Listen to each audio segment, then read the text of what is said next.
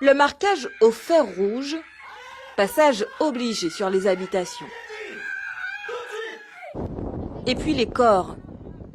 Laisse-la, elle est morte. Ceux des esclaves qui n'ont pas survécu au passage du milieu. Le film est intitulé Déracinés et il parle d'élèves qui sont en Afrique en 1846, soit 2 ans avant l'abolition de l'esclavage, et qui, pour rentrer chez eux, doivent traverser une forêt. Dans cette forêt, ils se font kidnapper par des esclavagistes et emmenés sur un navire négrier en Guyane. Ils sont vendus donc à 2 maîtres différents, et c'est là que commence tout un tas de péripéties qu'on va suivre. Un court-métrage ambitieux qui devrait durer un peu plus de 30 minutes, Viens piéger les esclaves. Oui, ça doit être bien. écrit par les élèves eux-mêmes.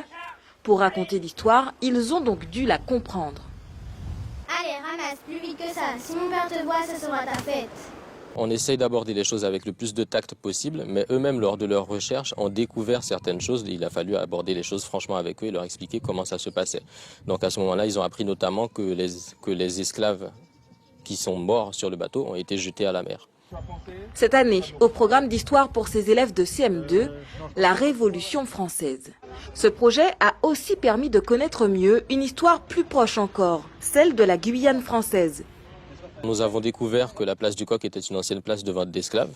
Ça en a surpris plus d'un puisque pour la plupart d'entre nous, la place du Coq est simplement la place du marché. 8 mois de travail récompensés bientôt par le montage final de toutes les scènes filmées sur l'île de Cayenne, mais aussi aux îles du Salut.